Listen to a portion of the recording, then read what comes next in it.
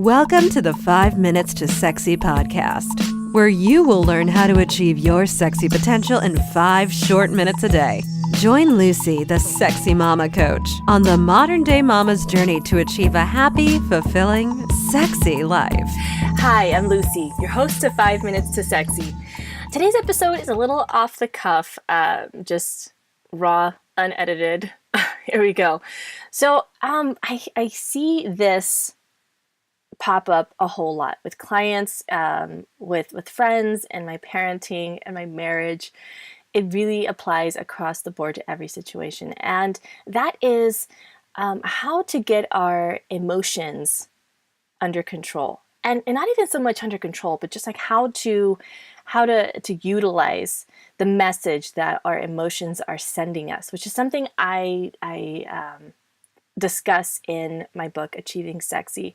But what I want to talk to you today is a strategy, like a tool that you can use in your everyday life whenever you're in an emotional state.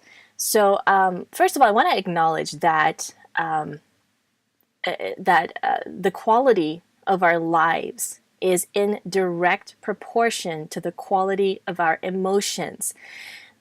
With that in mind, which is something that I first heard from Tony Robbins, and I completely agree with that. Because here's the thing, the quality of our thoughts determines the quality of our emotions. And if we can improve the quality of our emotions, we can improve the quality of our lives.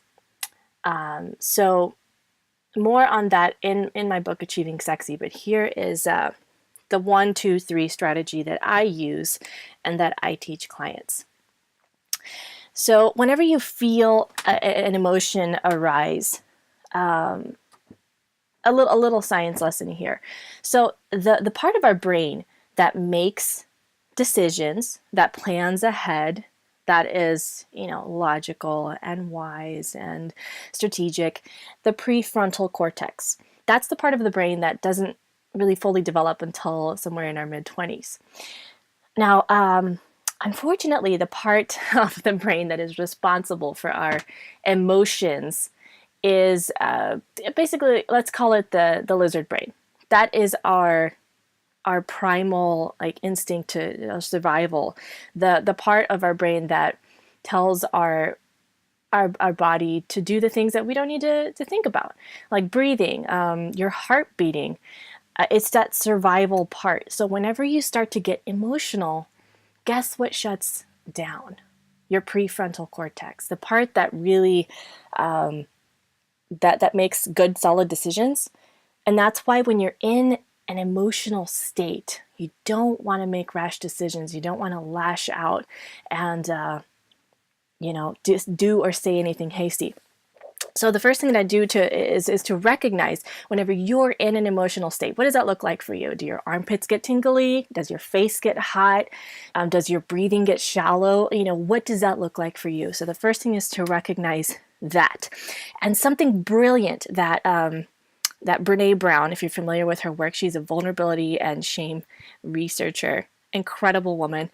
She brings to her consciousness when she's in shame. And I like to apply this too when we're emotional, because then it tells our conscious mind, hey, this is our emotions that are taking over now. So she says pain, pain, pain, pain, pain.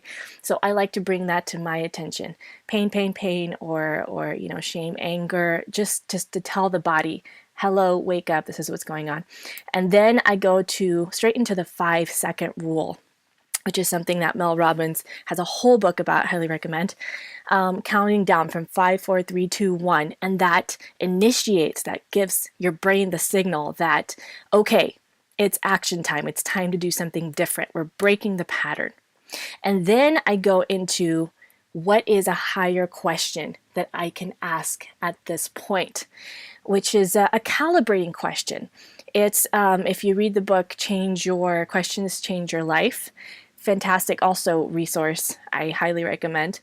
Asking yourself higher questions, asking yourself questions that are on the learner path as opposed to the judger path, which actually I recommend that you go back and listen to the episode about how to ask better questions for more on that. So those are the 3 steps, and that's just super, super broad, I know, because we have a limited time in these episodes. 1, awareness, bringing awareness to the conscious part of your mind that you're not in the best emotional state. Pain. 2, counting down from 5, 4, 3, 2, 1, break the pattern. And 3, making a conscious response by asking a higher question. So if you want to hear more about that, let me know. I would love to break it down in future episodes if you guys have enough interest in that. I think it's totally relevant for everyday life. And I'm telling you, as a highly emotional person, that really works for me, and it works for my clients, and it even works for my kids. So, well, that's it for today. Thank you so much for joining me on the journey to sexy. Thanks for listening to 5 Minutes to Sexy. For more on how to be a sexy mama, visit sexymamamovement.com. See you there.